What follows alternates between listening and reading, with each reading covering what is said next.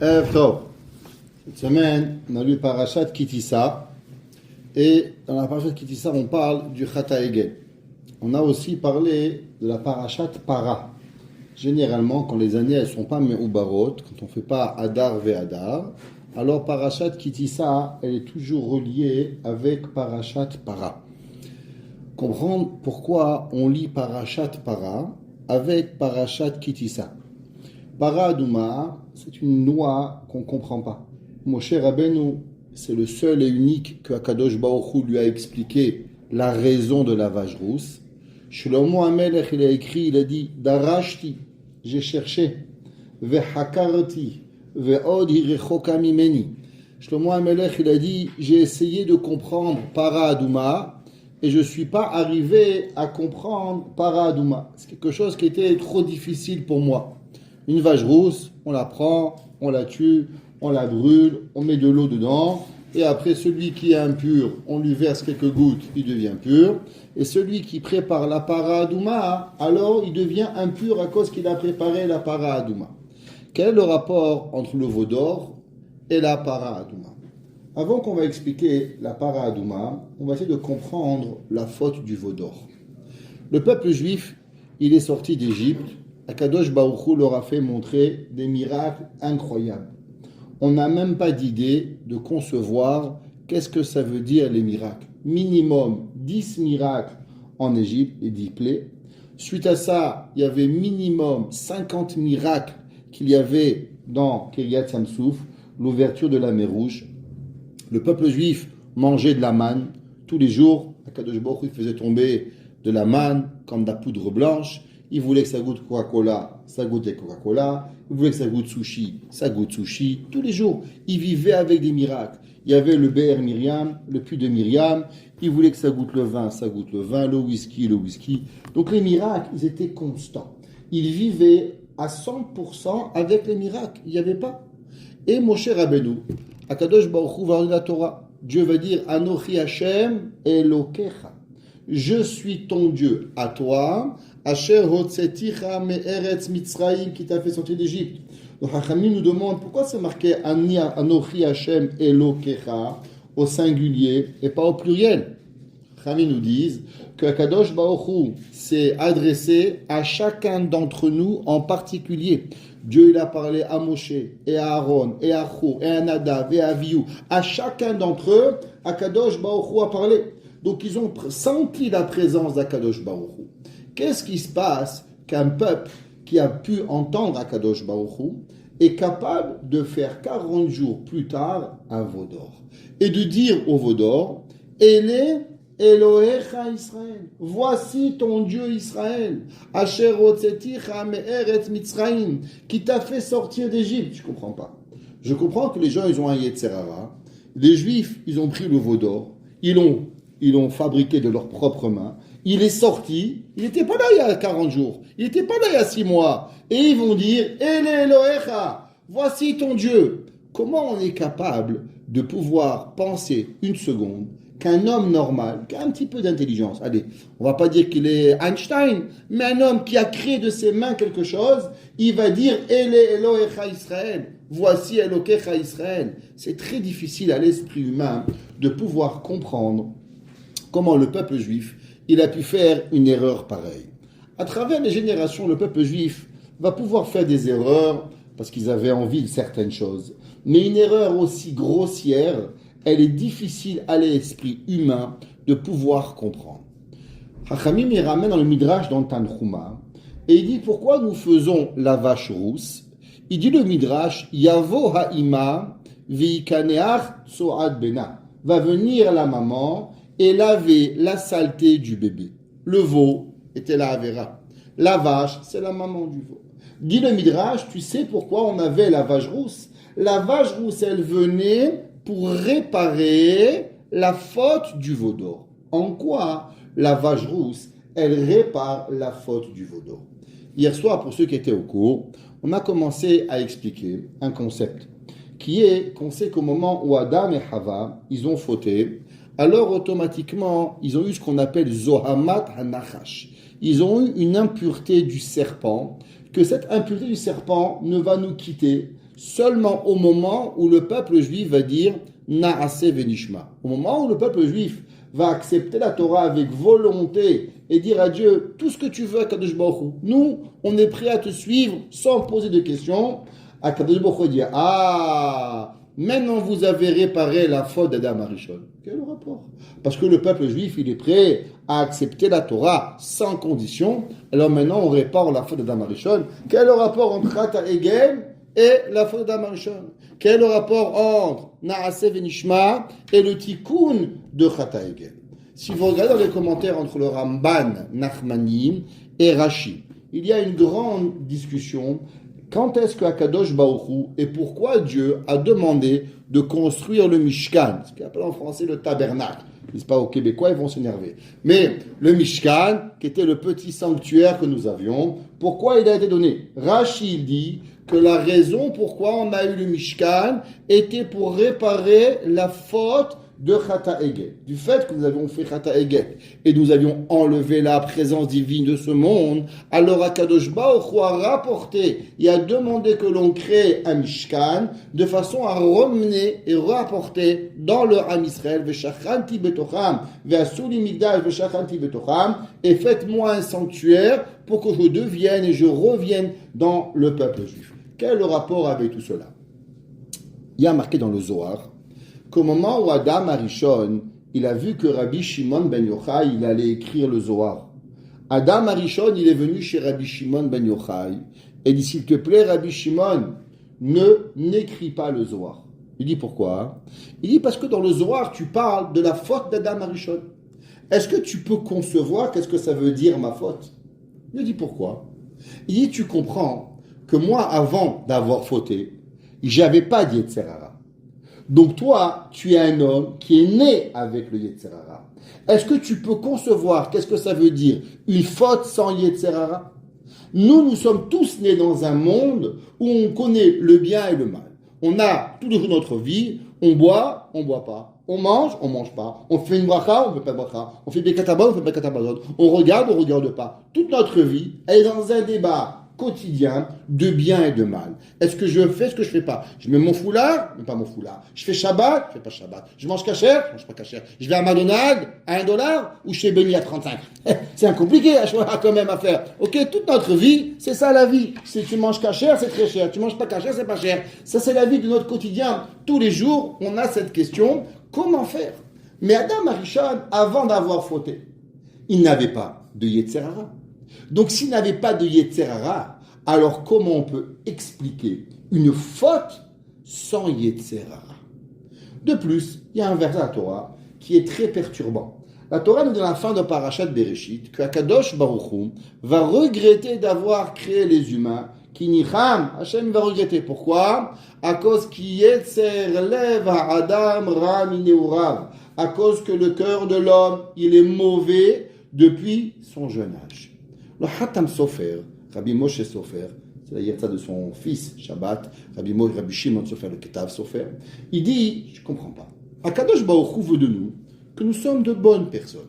Il veut qu'on fasse Torah, mitzvot, Kedusha, Tahara, sainteté, pureté.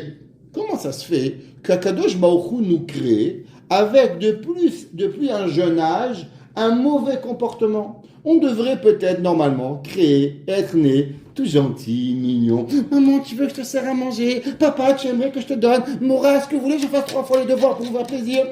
Non, les enfants, c'est pas comme ça. Les enfants, ils naissent. Pas devoir, pas merci, pas bonjour, pas au revoir. C'est la vie. Alors pourquoi t'attends-nous qu'on devienne des bonnes personnes? Pourquoi Hachem, il n'a pas créé l'homme avec une nature positive et par la suite, Béhémet, nous donner le Yetzer Hara? On sait que nous, on est nés avec le Yetzer Hara jusqu'à la bar mitzvah et les filles jusqu'à la bat mitzvah. Et seulement à 12 ou 13 ans, garçons et filles, nous recevons le Yetzer Hatov. Quelle est la raison de cette façon qu'Akadosh Baruch Hu il a créé le monde? Dit le Khatam Sofer.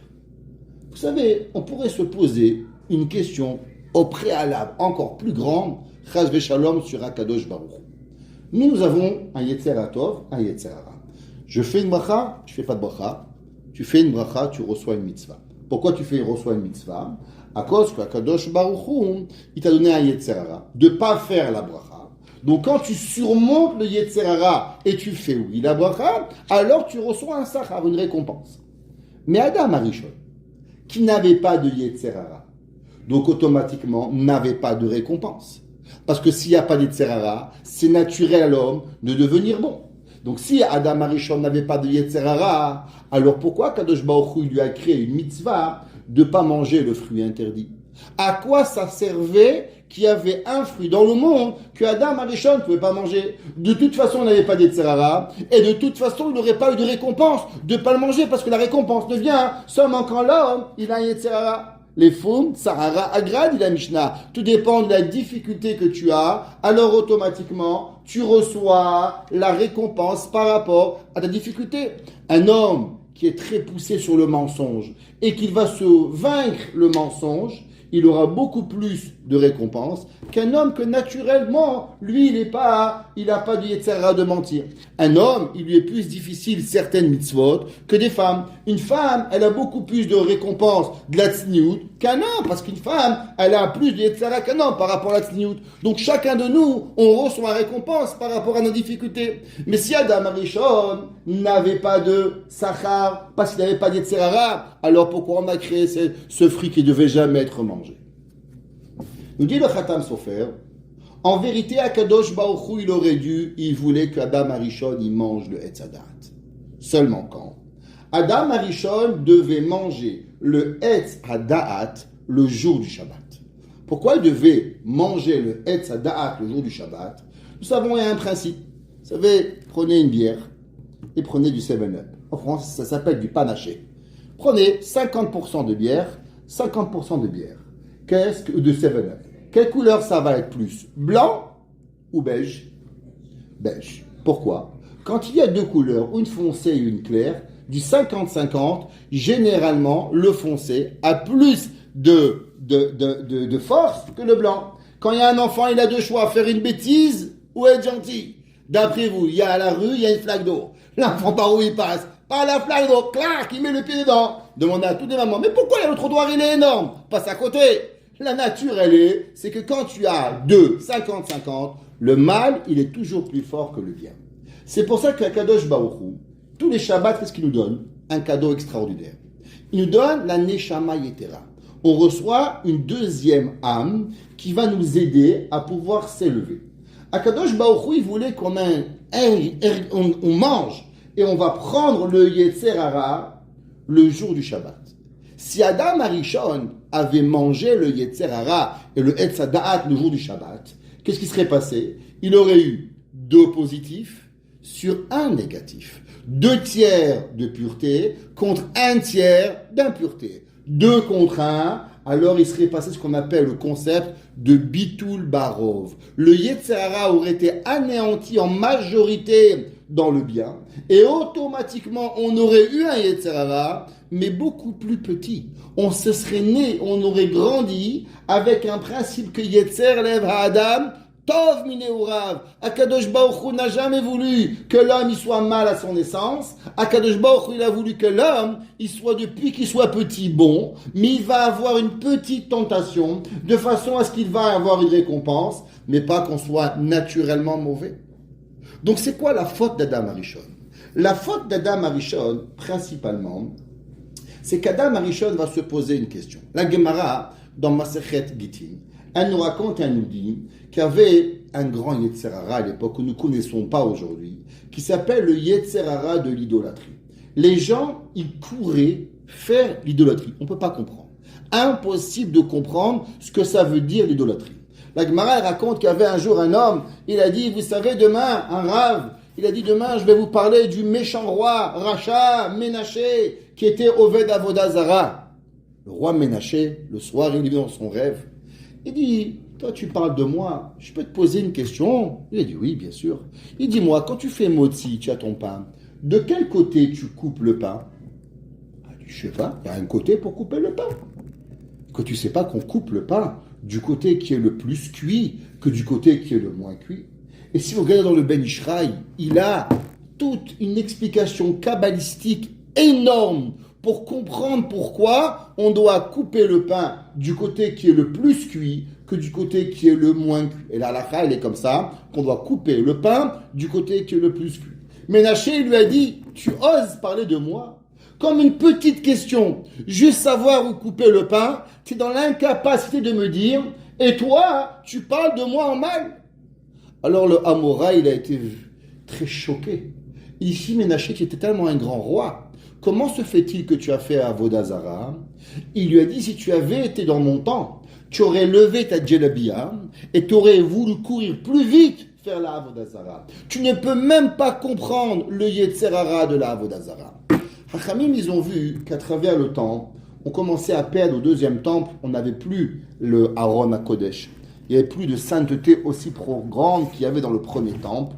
Alors, Chachamim, ils vont prier pour que le Yetzer Hara, il va disparaître du monde. Et ils vont prier, et au moment où ils vont prier, il va avoir un lion de feu qui va sortir des saints des saints. Et la Gemara, elle va dire que le lendemain matin, tous les hommes sont arrivés à vouloir divorcer leurs femmes. Tous les poules ne donnaient plus d'œufs. Et Chachamim ont dit, mais qu'est-ce qui se passe? Il n'y a plus d'Yetzer Hara. Plus d'Yetzer Hara, l'homme, il est logique. Qui sait que l'homme, il va avoir une femme, des enfants, à nourrir, à payer, à m'occuper. Pourquoi l'homme va s'en rendre des problèmes pareils? L'homme, il n'a pas besoin de gérer Magmara tout seul, c'est fini. Il n'est plus intéressé à rien du tout. Pour pouvoir avoir un petit peu une vie sociale, il faut avoir un petit peu pensé à son corps. On est fait de corps et de neshama. Gouf ou neshama. Chachamim vont reprier pour que le Yetzer Hara de hommes et femmes, ils reviennent sur terre, pour que les poules donnent des œufs et que les hommes et les femmes se marient. Adam Arishon, il s'est dit, Hachem m'a donné une femme, elle s'appelle Chava, une femme magnifique, la plus belle femme du monde. La Gemara, elle dit qu'une femme normale, à côté de Esther, c'est comme un singe devant un homme. Sarah, Esther, devant Sarah, ressemblait à un singe devant un homme. Et Sarah, devant Chava, était un singe par rapport à un homme. On ne peut même pas concevoir la lumière et la beauté de Sarah Imenu. Qui c'est qui lui a fait les nattes? Qui c'est qui l'a maquillée? Pas la maquilleuse de Kotsanuk. Akadosh Baruch Hu. La Gemara a dit qu'Akadosh Baruch Hu lui-même, il va faire les nattes et préparer Chava pour pouvoir arriver devant Adam Arishon. Imaginez-vous la perfection du maquillage, sans avoir la moindre trace qui bouge. Ishtabar Shemolahad. Akadosh Baruch Hu va donner 24 bijoux, va lui donner 24 cadeaux de beauté à Chava pour qu'elle se présente devant Adam Arishon. Et Hachem va dire à Adam Arishon, Peru urvu milu et haaretz, multipliez-vous. Adam, il dit, mais comment on peut se multiplier? Si l'homme, il est athée dans la Torah, alors il n'est pas capable de pouvoir avoir une vie normale, une vie sociale, une vie de pouvoir vivre avec son épouse. Donc il a dit, je vais manger le Etz Hadaat, je vais manger le fruit de la connaissance, de façon à avoir un Yetzer Hara, et de façon à ce que le Yetzer Hara, il me permette d'avoir une vie normale, que je ne suis plus un ange. Parce que Adam Arishon, avant de manger le Etz Hadaat, il était un ange. Hachem n'a pas créé des anges. Hachem a créé Michael, Gabriel, Uriel, Saraël, tous les anges. Mais Hachem ne veut pas de moi que je suis un ange. Alors Adam Arishon, il va manger le Etz Hadaat avant son temps. Et du fait qu'il va manger le Etz Hadaat avant son temps, c'est pour ça qu'il va avoir la faute. Ça veut dire, venez, on va réfléchir, c'est quoi la faute d'Adam Arishon? Vous savez, il y a une mitzvah dans la Torah qui s'appelle Bal Tosif ou Bal Tigra. Qu'est-ce que ça veut dire? La Torah a dit, il y a 613 mitzvot. Ni t'en rajoutes, ni tu en diminues. Ni tu dis il y a 614 mitzvot, ni il y a 612 mitzvot. Il y a seulement 613 mitzvot dans la Torah. La Torah, elle est que l'homme doit comprendre que Akadosh Baruch Hu a réfléchi à toutes les options possibles et imaginaires de la terre, et il t'a dit il y a 613 mitzvot. Tu ne peux ni en rajouter, ni tu peux en enlever. Qu'est-ce que Adam Arishon il a fait? Adam Arishon il s'est dit, c'est vrai que Akadosh Baruch Hu, il a dit qu'il ne faut pas manger le Etz Hadaat. Mais de l'autre côté, Akadosh Baruch Hu, il m'a dit qu'il faut que je me marie. Alors comment les deux obligations, elles peuvent coexister? Et la main, c'est qu'Akadosh Baruch Hu, il n'a pas compris qui je suis. Si Akadosh Baruch Hu, il avait compris qui j'étais, Adam, alors il m'aurait parlé de la mitzvah de Pérourvou. Donc en vérité, à travers les deux mitzvot, il y a une des deux mitzvot qui doit disparaître. Et Adam Arishon, il a mangé le Etz Hadaat pour pouvoir accomplir la mitzvah de Piria Verivia.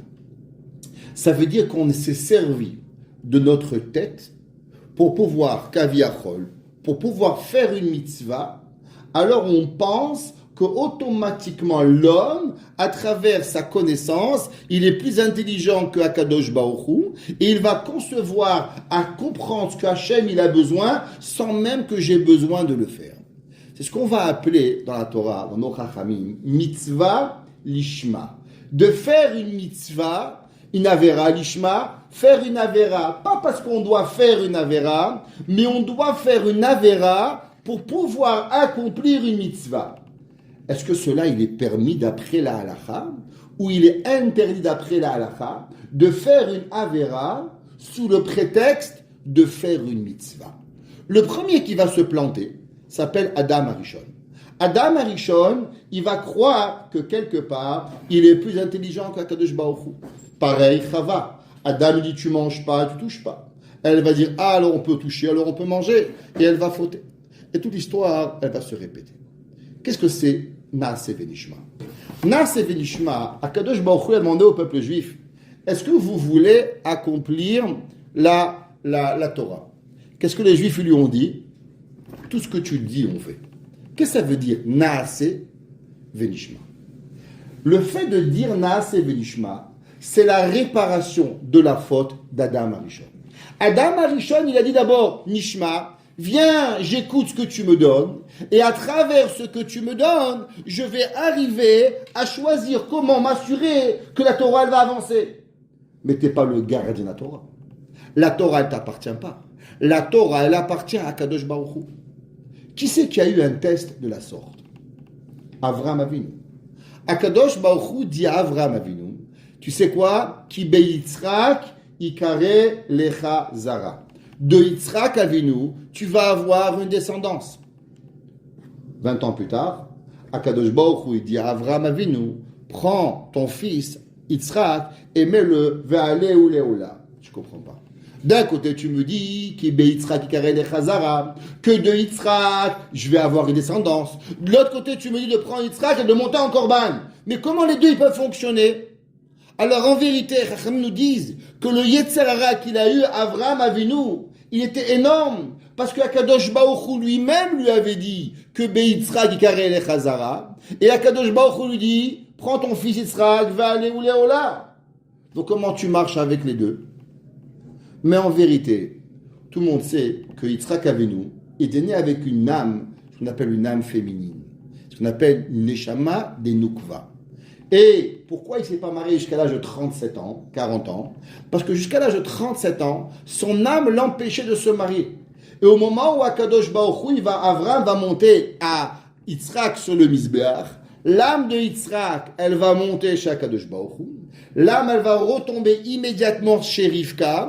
Et Akadosh Baruch Hu va redonner tout de suite une nouvelle neshama à Yitzhak. C'est pour ça que juste après la Hakeda, qu'est-ce que la Torah nous dit? Attention, il est né une fille à Haran qui s'appelle Rivka. Dis le soir, pourquoi la Torah nous parle que Rivka est née jusqu'après la Hakeda? Parce que pour te dire que où elle était la neshama de Rivka jusqu'à présent, elle était chez Yitzhak.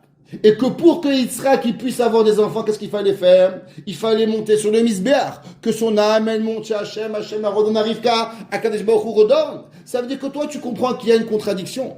Quand en vérité, ce que Akadosh Baruch Hu attend de toi, c'est qu'une seule chose. Que tu fais ce que Akadosh Baruch Hu veut, sans que tu te poses des questions.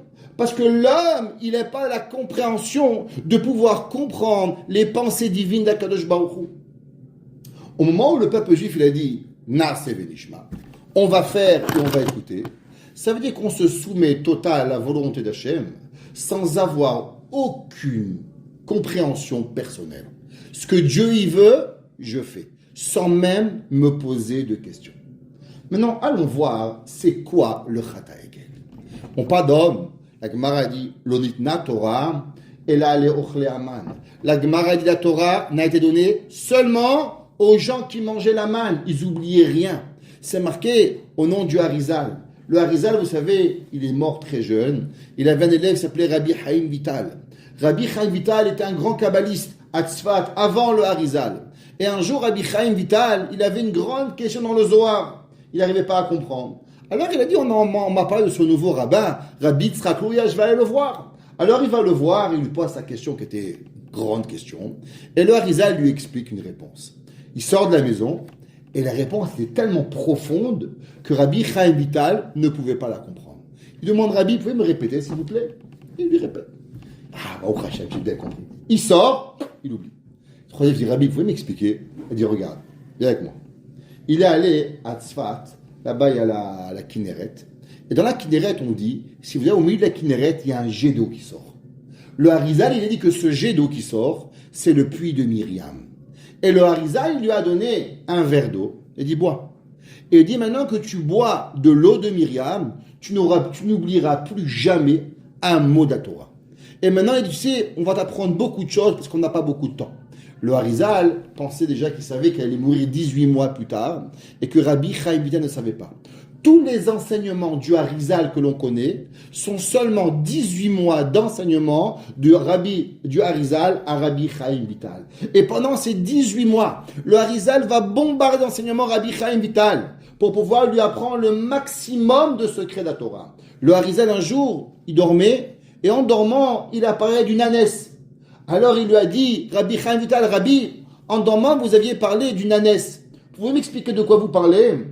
Il dit, je parlais de l'histoire de l'ânesse de Bilham. On sait que Bilham, il avait une ânesse. Et il lui a dit, pour t'expliquer ce secret, il prendrait 70 ans de vie. Le Harizal, en un mot, il expliquait 70 ans de vie que Rabbi Chaim Vital pouvait comprendre. La Gemara a dit, l'onitna Torah, et là, les ochle aman, seulement ceux qui mangeaient la manne, seulement ceux qui buvaient l'eau de Myriam, pourraient révéler à comprendre. Alors, comment c'est possible qu'ils ont fait le veau d'or? Allons réfléchir un peu plus loin. Dans la Torah, il y a plusieurs mots qui mentionnent Akadosh Baruch Hu. Le mot Elohim et le mot Havaya, Yud Ke Vav Ke. On sait que le mot Elohim peut être mentionné pour Hachem ou pour des divinités. Lo yeh lecha Elohim acherim. Tu n'auras pas le droit d'avoir d'autres divinités que moi. Elohim nitzav ba'adat el. Quand on parle des juges, comment ça s'appelle? Aussi elle. Elohim peut être enseigné pour les divinités, Avodah Zarah, ou bien Elohim pour Akadosh Baruch Hu. Il y a seulement un nom qui jamais n'est mentionné, Chas Veshalom, pour aucune Avodah Zarah. C'est quoi le nom? Hachem, Yud Ke Vav Ke. Si vous prenez la paracha de cette semaine, vous allez voir que quand ils vont faire le veau d'or, ils vont dire Mahar, demain, on va faire une fête, l'Hachem. Dieu, Yud Ke Vav Ke. Comment c'est possible que le peuple juif a pu dire qu'ils allaient faire une fête pour Akadosh Baruch Hu quand ils étaient en train de faire Oved Avodah Zarah? C'est incompréhensible. Et pourquoi ils ont choisi un veau? Vous avez posé la question pourquoi ils ont choisi un veau? Pourquoi ils n'ont pas pris un mouton? Pourquoi ils ont choisi un veau? Après tout, le dieu des Égyptiens, c'est lequel? C'était le mouton. C'est pour ça qu'à Pessah, qu'est-ce qu'on apportait? Un korban Pessah, qui était fait de mouton. Alors, quelle est la raison pourquoi ils ont fait un veau? Depuis quand on avait entendu parler du veau de la divinité? Nous enseigne la Torah. Vous savez que c'est marqué, au moment de l'ouverture de la mer Rouge, Ra'a Shifra Alayam, Ma Shelo Ra'a Yechezkel Ben Bouzi. La Gemara dans Masechet Sota nous dit qu'au moment où le peuple juif a passé la mer Rouge, c'est marqué dans le passouk Ze Eli Ve'anveu. Ça, c'est mon Dieu et je veux l'enjoliver. Dis la Gemara, c'est quoi Ze Eli? On sait que chaque fois qu'on voit le pronom Ze, lui, ça veut dire qu'on a pu voir avec nos yeux et on a pu être capable de le pointer du doigt. Moshe Rabbeinu, Kazer Ha'ev Kadesh. Moshe Rabbeinu, quand il a vu la Levana, Hachem lui a fait montrer Machat HaShekel, Ze Over à la Pikoudim. Hachem lui a fait montrer une pièce en feu. Chaque fois que c'est marqué Ze, c'est quelque chose de physique qu'on a été capable de voir. Au moment où on est passé à la mer Rouge, même la bonne, qu'il avait les parterres et les toilettes, elle a été capable de voir Akadosh Baruch Hu.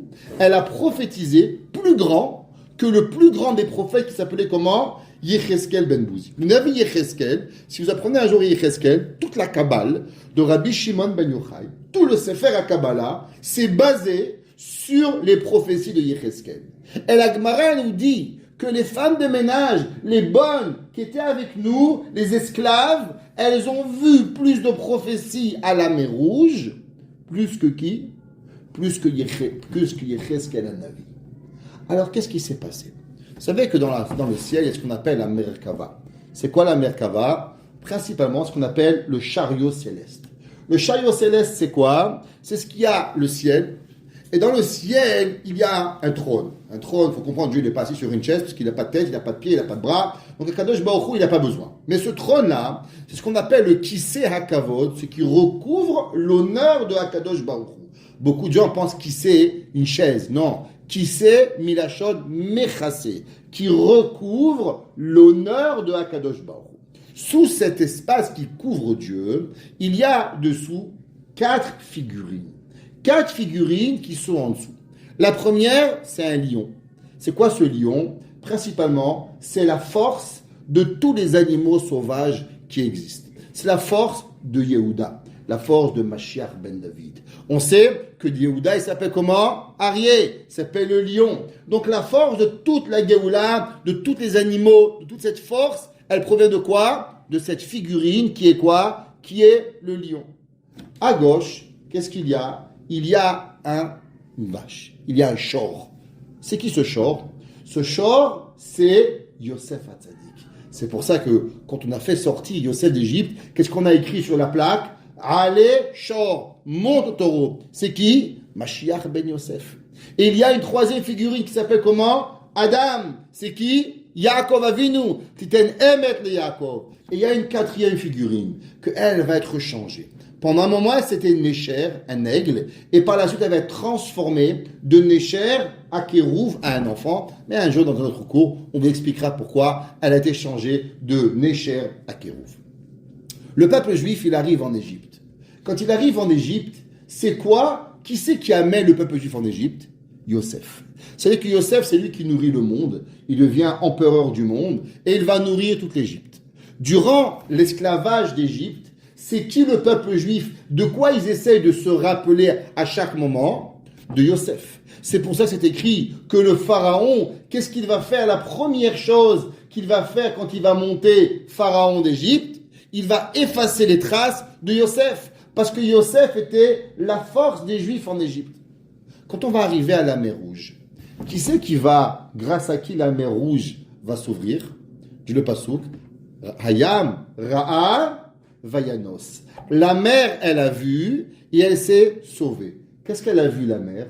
Nous dit la Gemara, Ra'a atzmotav shel Yosef. Elle va voir les ossements de Yosef. Pourquoi? Yosef Hatzadik, quand il est arrivé devant Madame Potiphar, Madame Potiphar va essayer de séduire Yosef. Qu'est-ce qu'il va faire Yosef? Vayanos achutza. Il va se sauver dehors. Dit la mère, mais comment je peux m'ouvrir? Les Juifs sont idolâtres, les Égyptiens sont idolâtres. Pourquoi m'ouvrais-je devant un plus que l'autre?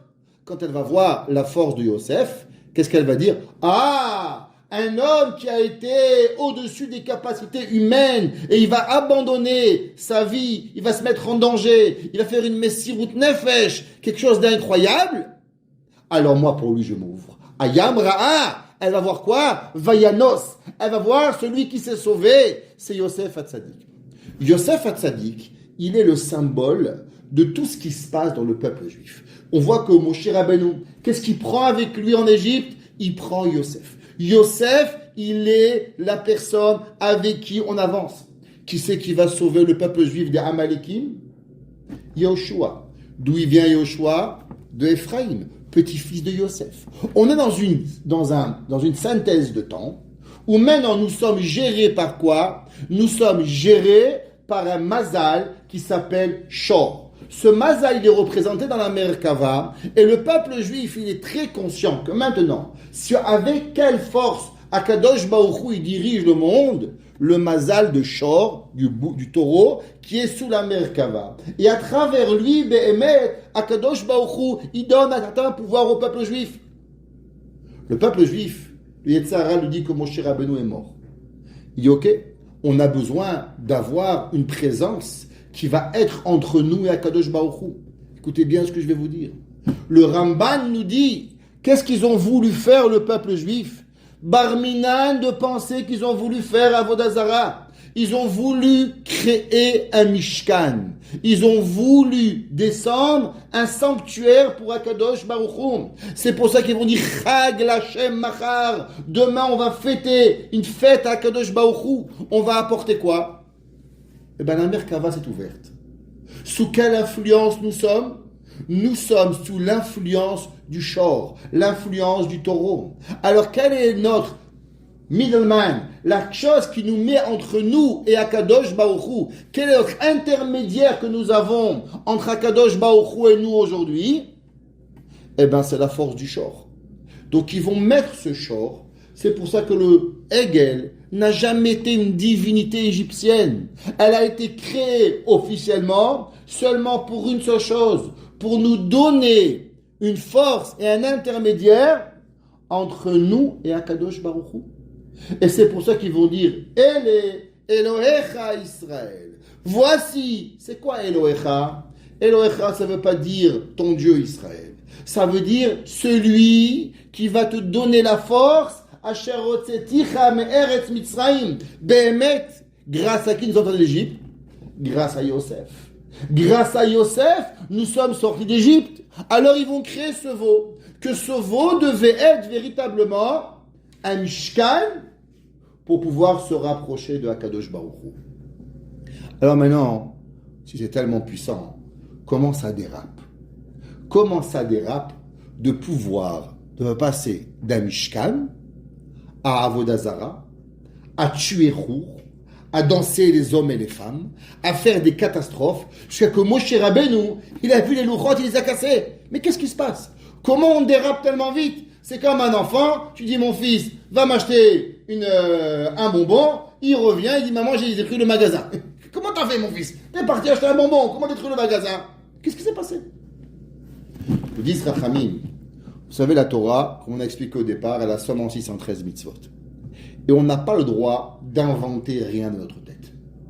Pour pouvoir avoir quelque chose, il faut avoir un tzivouï d'Akadosh Baruch Hu. Ça veut dire que le monde est rempli de bonnes intentions. Mais les bonnes intentions, elles doivent être au préalable ordonnées par Akadosh Baruch Hu. Si Akadosh Baruch Hu il donne une mitzvah, alors automatiquement l'intention elle est bonne. Si Akadosh Baruch Hu ne donne pas l'intention et la mitzvah, alors automatiquement on ne peut accomplir cette mitzvah comme il se doit. Regardez dans la parashat Vayakel Pekoudé, et principalement dans parashat Pekoudé. Combien de fois il est écrit quand on construit le Mishkan, Ka'asher tziva Hashem et Moshe. Ka'asher tziva Hashem et Moshe. Après chaque fois qu'on construit quelque chose, qu'est-ce qu'on dit? Ka'asher tziva Hashem et Moshe. Dit le Rav de Brisk, le Beth Alevi. Pourquoi, à chaque fois qu'on finit de construire le Haron, Ka'asher tziva, on finit de construire la Menorah, Ka'asher tziva. Pourquoi tu répètes à chaque fois Ka'asher tziva comme il a ordonné? Dit le Beth Alevi, à cause que la faute du veau d'or avait été de ne faire quelque chose sans la volonté d'Akadosh Baruch Hu. Quelle a été la faute d'Adam Arishon? De manger le fruit sans la faute sans la volonté d'Akadosh Baruch Hu. Quelle a été la volonté du Mishkan? De faire un Mishkan sans faire la volonté d'Akadosh Baruch Hu. Quand l'homme il fait quelque chose sans volonté d'Hachem, alors automatiquement, même s'il a les meilleures intentions, alors automatiquement il ne peut avoir de succès à la réussite. C'est pour ça, c'est quoi la mitzvah qui va réparer le veau d'or? Deux mitzvot. La première, le Mishkan. Le Mishkan va être fait dans le détail d'après la volonté d'Akadosh Baruch Hu. Et la deuxième mitzvah, c'est quoi? Eh bien, une mitzvah que tu ne vas rien comprendre.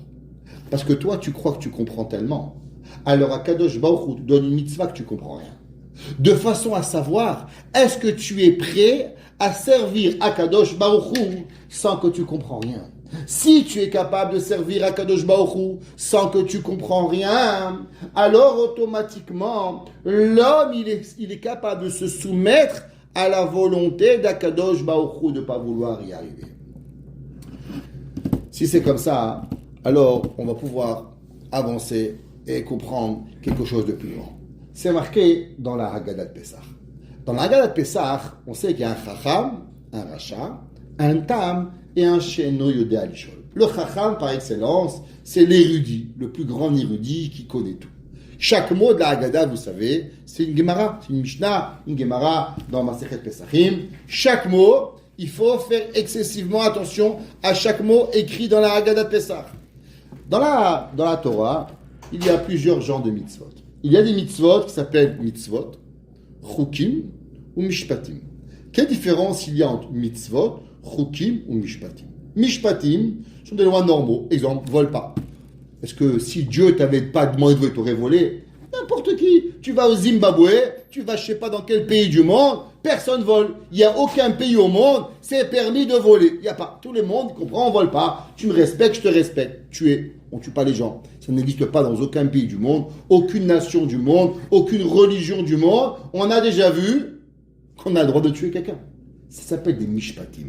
Mishpatim sont des lois rationnelles que l'homme, avec sa tête, il comprend. Tu voles pas, tu tues pas, tu fais pas mal aux autres, tu casses pas les affaires, tu prends pas la femme de l'autre. C'est facile, c'est pas compliqué. Ça s'appelle mishpatim. Mitzvot, c'est quoi?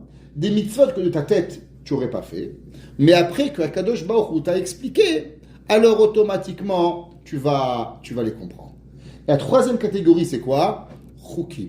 Des lois irrationnelles. C'est quoi les lois irrationnelles? Sharatnez, lin et laine, bassar bechalav, viande et lait, pas travailler le champ avec des kilaïm, avec un âne et un bœuf, pas planter une carotte et un chou ensemble et fabriquer un chou-carotte, ça s'appelle kilaïm. Toutes ces halachot là, ce sont des chukim qu'on n'a pas le droit. Paradouma, c'est un chok. Vous connaissez Pessah plus que moi, Baruch Hashem, tous les gens qui font les séminaires, les mamans, tzadikot, tzadikim, tout ce que vous êtes. Si je vous demande, Pessah, c'est un chok, une mitzvah ou un mishpat? Clairement, que Pessah, la Torah l'explique chaque chose. Pessah, matzah, maror, on passe tout le soir de Pessah à expliquer chaque chose. Qu'est-ce qu'on fait à Pessah? Tu sais, mon fils, vegat ale mincha. Pourquoi on mange le korban Pessah? Parce que Dieu a sauté. Pourquoi on mange la matzah? Parce qu'il n'a pas le temps de lever. Pourquoi on mange le korban Pessah? Parce que c'était le dieu des Égyptiens. Tout Pessah, ça s'appelle une mitzvah ou un mishpat. Mais c'est pas un chok. Il n'y a aucun chok dans Pessah. Alors pourquoi le Chacham il dit Chacham ma'omer mahaedot, c'est quoi ces témoignages vehachukim et ces lois irrationnelles? Quoi? Pessah c'est irrationnel. Pessah c'est tout rationnel. C'est pour nous expliquer comment Akadosh Baruch Hu il nous a fait sortir d'Égypte. Alors pourquoi ça s'appelle un chok? Le Rav de Brisk, le Beth Alevi, dans ses responsables, il explique et il dit la chose suivante.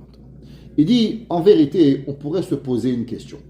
À l'époque, il y avait un agneau qui était le roi le dieu des Égyptiens. Donc, en sortant d'Égypte, Akadosh Baruch Hu, pour nous faire montrer que la grandeur de Dieu était plus grande que la divinité égyptienne, qui était la sommité des divinités de l'époque, alors qu'on a pris un agneau, qu'on l'a sacrifié, qu'on l'a tué devant tout le monde, on l'a mangé, bon appétit, avec un michui grillé, Baruch Hashem. Mais aujourd'hui, vous connaissez, vous, un peuple qui pense que le mouton, c'est un dieu? Personne. Alors pourquoi on fait Korban Pessah? Quelle est la raison de faire Korban Pessah? Dit le Beth Alevi, il y a une erreur fondamentale qui est dans la vie de l'humain. Il y a deux façons de voir la Torah. Est-ce que c'est l'histoire qui crée les mitzvot ou c'est les mitzvot qui créent l'histoire? Et je vais expliquer. On pourrait penser que pourquoi Kadosh Baruch Hu il a donné la matzah à cause du fait que le peuple juif il a sorti d'Égypte, il a créé un pain qui n'a pas été capable de monter, alors on mange la matzah souvenir à cela. Ce serait bien. Mais le problème il est que 400 ans avant, on avait un grand-père. Il s'appelait comment? Avraham. Et qu'est-ce que Avraham il a donné aux anges? Il a dit à Sarah, Louchi, Pétri, Véassi, Ougot, et fais-moi des gâteaux. Dit Rashi, pourquoi Ougot? Parce que Ougot, Matzot, c'était Pessah. Je comprends pas. Mais l'histoire, elle n'est pas encore venue. Si l'histoire, elle n'est pas encore venue, alors Béhémet, pourquoi Avraham Avinu, il a demandé de faire des Matzot? Lot, pas l'autre. Lot, son neveu, qu'est-ce qu'il va donner aux Malachim? Des Matzot. Pourquoi des Matzot? C'était encore Pessah. Mais Pessah n'était pas arrivé. Peut-être que les gens, ils avaient eu le temps de faire monter la matzah. Alors pourquoi on mange la matzah? Pourquoi Yaakov Avinu amène à son père Shene Gedaïm 2 boucs, 2 chevreaux? Qu'est-ce qu'il dit Rashi? Pourquoi 2 chevreaux? Pessah Chaya. Puis c'était Pessah, alors on peut apporter un mouton ou un chevreau. Et je comprends pas, peut-être qu'on serait jamais parti en Égypte. Pourquoi tu amènes un chevreau? Dit le Beth Halevi, erreur fondamentale de l'humain. L'humain, il pense que la Torah, on a un grand-père, il s'appelle Abraham, il se passe un petit problème, il a une mitzvah, Yaakov, on lui donne un petit coup sur le pied, alors il a le guide anaché, après on va en Égypte, on a une petite histoire avec la matzah, après on a une histoire d'un mouton. C'est pas l'histoire qui crée les mitzvot, mais c'est les mitzvot qui créent l'histoire. Qu'est-ce que ça veut dire? Pourquoi Kadosh Baruch Hu, il savait depuis 2 semaines qu'il allait sortir le peuple juif? Pourquoi il n'a pas dit, Moshe Rabbeinu, s'il te plaît, assure-toi que les juifs, ils amènent du pain avec eux? Pourquoi Dieu, il dit rien? Il va dire, allez, dépêchez-vous, faites du pain. Et on n'a pas d'en fait des matzot. C'est un peu compliqué, ça, non? Pourquoi tu m'as pas dit à l'avant, j'aurais préparé la halal, des pitotes, du pain, j'aurais fait des gâteaux, j'aurais fait une bande marocaine, j'aurais fait des mokroutes, j'aurais fait des bons gâteaux? Pourquoi Hachem, il a fait ça? Dit le Beth Halevi, erreur. À Kadosh Baruch Hu, il y avait une mitzvah de matzah qui a indépendamment avec l'Égypte. Seulement, Kadosh Baruch Hu, il voulait te faire trouver une raison. Alors, il t'a fait que le pain, il n'a pas tant de lever. Hachem, il aurait pu t'amener en exil en Inde, en Afrique, au Japon, en Chine, je sais pas où tu voulais, en Perse ou en Iran ou en Irak. Mais du fait que Kadosh Baruch Hu, il avait une mitzvah qui s'appelle Korban Pesach. Alors, Kadosh Baruch Hu, il t'a amené en exil dans un pays qui s'appelait l'Égypte. Que là-bas, il y avait une divinité qui s'appelait l'agneau. Comme ça, en sortant, tu as une raison de manger Korban Pessah. Mais ça, c'est ce que toi, tu crois qu'il y a une raison. Mais en vérité, la raison, elle est parce que Kadosh Baruch Hu, il t'a donné. C'est pour ça que c'est marqué dans Para Aduma, Zot Chukat HaTorah, voici des lois irrationnelles de la Torah. Parce que la Torah, elle n'est pas des raisons rationnelles. La Torah, elle est une Torah qu'on vit avec la Emouna. Pourquoi on allume le lumière de Shabbat? Oui, parce qu'à l'époque, il faisait tout noir. Maintenant, moi, Baruch Hashem, chez moi, il y a 50 fluorescents, je vous promets, il ne fait pas tout noir. Pourquoi tu allumes les bougies de Shabbat? Parce que toi, tu crois que Chachamim, ils ont instauré parce qu'il faisait tout noir? Pas du tout. Tu allumes les bougies. Parce que quand tu allumes les bougies, tu amènes la Shrina à ta maison. Et c'est tellement important que la Shrina ne vient qu'au moment où tu allumes les bougies. Mais il allume plein de lumière ici. Tu vois pas comment il fait blanc? Pas ton problème. Pourquoi tu fais avec du kiddush? Ah, parce que le kiddush, ça fait telle chose, mais Kadesh et Shabbat. Chaque mitzvah que l'on a, en vérité, si on réfléchit, toutes les raisons des mitzvot, elles sont tombées. Et la seule chose qui nous reste, c'est quoi? C'est la raison que Akadosh Baruch Hu nous donne. Ça veut dire que quelle est la différence qu'il y a entre Adam Arishon, entre le peuple juif, et entre nous aujourd'hui? Si on veut réfléchir avec notre tête, en se disant, c'est vrai, à l'époque, c'était difficile de faire du feu. Il fallait gratter du bois. Alors ça, c'est Melacha de Bichoul ou Melacha de Havara. Aujourd'hui, tu tournes un bouton. C'est pas compliqué. Alors, on a allumé la lumière. Ben, qu'est-ce qu'on devient? Des réformés. Les réformés, tu peux allumer le bouton, tu peux allumer la lumière, tu peux conduire. Pourquoi? Parce qu'ils ont compris que le mot Melacha égale travail. Ils n'ont rien compris à la Torah. Shabbat, ça n'a rien à voir avec le travail. Travail, c'est avec une création. À partir du moment où tu crées, ça arrive. Ça veut dire que si toi tu crois que c'est les raisons qui créent la mitzvot, alors dès que la raison elle est tombée, la mitzvah aussi elle est tombée. Mais si tu comprends que dans la mitzvah, il y a quelque chose de beaucoup plus profond et que c'est la mitzvah qui crée l'histoire, alors automatiquement, tu ne peux pas arriver à comprendre. La Gemara dit, Mordechai, il va donner la Torah. Mordechai, il va ramener la Torah orale avec joie. Mordechai, il va sauver le peuple juif. Est-ce que c'est possible qu'il y a Mordechai n'est pas dans la Torah? Mordechai mina Torah minayin. La Gemara dit bien sûr. Parashat Kitissa, mort d'erreur. Prenez le Targum, Mardachia, Mordechai. La Gemara dit, est-ce que c'est possible qu'un homme, il soit aussi fou que Haman, qui veut tuer tout le monde quand il avait déjà tout? Est-ce que vous avez déjà vu un homme dans le monde qui a toute l'humanité? À part un petit juif qui ne se prosterne pas. C'est pas des ménages. Prends ta maison, va ailleurs. Qu'est-ce que sa tête? Où est-ce que tu as vu ce comportement humain qu'un homme a tout, mais n'est pas capable d'avoir tout parce qu'il lui manque une seule chose? Là, j'en ai dit, bien sûr, c'est l'humanité. Hamina Etz. Adam Arishon, il avait tout. Il lui manquait seulement un petit arbre. Dieu lui demande, tu peux tout manger. Tu as 399 milliards 798 sortes d'arbres. Mange-les tous. Tu vois le petit arbre, tu ne le touches pas. Adam Arishon dit, non, mais c'est celui-là que je veux. C'est lui qui est parti à manger. T'as tout, mais tu n'as pas tout. Hamina Etz. Ça veut dire que l'homme, avec sa vie, peut tout avoir. Seulement, il lui manque un détail. Et ce détail, il n'est pas capable de s'empêcher. Pourquoi? Parce qu'il doit avoir tout et pas tout moins. Hamina Etz. Dis à Torah, est-ce que tu as vu une personne que l'homme, il peut vivre toute sa vie sans que jamais on va savoir qui il est? Est-ce que c'est possible cette histoire? Que personne savait qu'Adam Arishon, que Aman, il ne savait pas qu'Esther était juive? Impossible! Il dit, bien sûr, regarde le bon Dieu. Il a créé tout le monde et personne ne le connaît. Vanochi Esther Astir. T'as une question? Comment c'est possible? Sur un humain, alors comment tu comprends Akadosh Baruch Hu? C'est parce que toi, tu réfléchis avec ta tête. Et avec ta tête, tu penses vouloir comprendre. Mais en vérité, c'est la Torah qui nous permet de pouvoir comprendre. Combien moi je suis ce que la Torah elle me donne, alors automatiquement je fais. Qu'est-ce que c'est tout le Mishkan? Qu'est-ce que c'est Paradouma? Qu'est-ce que c'est le Chet HaEgel? C'est quand l'homme, il se sent au-dessus des lois. Vous savez quelle différence il y avait entre nos grands-mères et nous? Nos grands-parents n'étaient peut-être pas des grands rabbins. Mais ça n'existait pas une de nos grands-mères qui a mangé un bout de chametz à Pessah. Ça n'existait pas une de nos grands-mères qui n'allait pas au mikvé. Ça n'existait pas une de nos grands-mères qui n'allumait pas les bougies de Shabbat. Mais pourquoi t'allumes? Rabbi, c'est mon fils Hachem, il a décidé. Et ça, elles ont éduqué des enfants pendant des centaines d'années, sans se poser de questions. Et eux, elles ont passé Première Guerre mondiale, Deuxième Guerre mondiale, Troisième Guerre, Quatrième Guerre. C'était pas grave. Hachem il dit, Hachem il fait. Ma grand-mère, elle a passé la Pessah, 3 guerres elle a fait. Jamais mangé un chametz à Pessah. Jamais mangé un sucre à Pessah. Jamais mangé quelque chose qu'elle n'avait pas fait à la maison pendant Pessah. Pendant Caire 14-18, 39-45, jamais de la vie. Et nous? Oh, c'est difficile de ne pas avoir de céréales pendant Pessah. Je comprends pas. T'as tellement besoin de céréales. T'as tellement besoin. La réponse, elle est, c'est que le monde doit nous servir. Et nous, on n'est pas à servir le monde.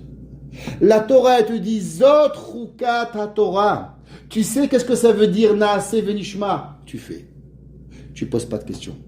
Si tu veux poser des questions, tu sais où tu arrives. Sans t'en rendre compte. Tu as des bonnes intentions. Tu veux vraiment faire bien. Mais à la fin, on pense même qu'on fait une mitzvah. Mais à la fin, Dieu préserve. On finit par faire Avodah Zara et on dit à la Avera, c'est une mitzvah. Mais tu viens de faire Avodah Zara. Elohecha Israël. Tu as fait un veau d'or que tu l'as créé de tes propres mains. Mais monsieur, j'ai des bonnes intentions. Mais est-ce que vous ne savez pas que l'enfer est pavé de bonnes intentions? Ça, c'est ce que la Torah nous dit quand on veut arriver. Être un juif, c'est quoi être un juif? Être un juif, c'est se soumettre à la volonté de Akadosh Baruch Hu, que tu comprends ou que tu ne comprends pas, que tu veux ou que tu ne veux pas, que tu sais ou que tu ne sais pas. Le jour où toi, tu veux décider, je fais ce que je comprends, je crois ce que je vois, à partir du moment où tu mets le pronom « je » avant l'action de faire, alors Barminan, on arrive à la plus grande des catastrophes. Adam Arishon, il était un homme incroyable, tellement intelligent, qu'il s'est pris pour Dieu. Et la fin, il a tout perdu. Le peuple juif, ils ont parlé à Hachem. Tu peux parler à Dieu. Hachem, il te parle, tu deviens prophète. Pas seulement un prophète, même un prophète. Mais à la fin, tu deviens Oved Avodah Zara. Parce que tu penses que tu es capable de comprendre plus que Kadosh Baruch. Ça, tout le Chet HaEgel, ça, la raison du Mishkan. Le Mishkan, il était fait d'après la volonté exacte d'Hachem. La para Adouma.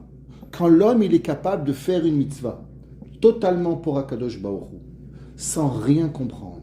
Faire sans demander. Avec une émouna, une simplicité, une croyance envers Akadosh Baruch Hu, à l'épreuve de tout, alors Akadosh Baruch Hu, il est métaïr le peuple juif. Vous savez comment on y arrive? Alors automatiquement on a. C'est marqué dans la Megillah, on finira avec ça. Esther a dit, Im ala melech tov. Si le roi, il est bon. Mais entre guillemets, c'est pas un peu un lèse-majesté, que Esther a dit quelque part à Achashverosh que le roi il est pas bon. Qu'est-ce que ça veut dire im alamelech tov? Si le roi il est bon, quoi ça veut dire que je suis pas bon? Nous disent Chachamim, im, c'est quoi im? C'est les rachetevot animamin. Si tu crois, alors Amelech Tov, le roi il est bon. Tu sais comment la personne, elle voit Kadosh Baruch Hu qu'il est bon? C'est parce que tu as confiance en Dieu. Quand tu as confiance en Kadosh Baruch Hu, im, anima amin, Amelech Tov, le roi il est bon. Mais si tu poses des questions sur peut-être, pourquoi, est-ce que je dois pas, et comment? Alors automatiquement, Barminan, les problèmes nous arrivent. Avalim, anima amin, tu crois en Dieu, à la melech tov, Akadosh Baruch Hu, il est bon, Akadosh Baruch Hu, tu amas, Akadosh Baruch Hu te donne, Akadosh Baruch Hu, il te fait, sans se poser aucune question. Ce qui a tenu le peuple juif pendant 2000 ans d'exil, notre émouna, notre confiance en Akadosh Baruch Hu. Mettons nos pensées, notre sagesse de côté. D'abord on fait la mitzvah, d'abord on accomplit, et après tu poses. Le Talmud est rempli de questions, et même des questions qui sont irrépondues. Mais ça n'a jamais empêché les rabbins de continuer à étudier, malgré qu'ils avaient des questions. Les personnes qui font, ça ne nous dérange pas d'avoir des questions, et même d'avoir des questions qu'on ne répond pas. Mais ceux qui ne font pas, alors même la réponse que l'on connaît, on n'a pas envie de la répondre. Je veux qu'il fasse, qu'on continue à faire des mitzvot, be'emunah shelema, avec confiance, avec amour, avec Kadosh Baruch Hu. Si on comprend, on sera les hommes les plus heureux. Mais en aucun cas faire dépendre notre compréhension à l'acceptation et à l'action de mitzvot. Baruch Hanai Olam. Amen ve Amen.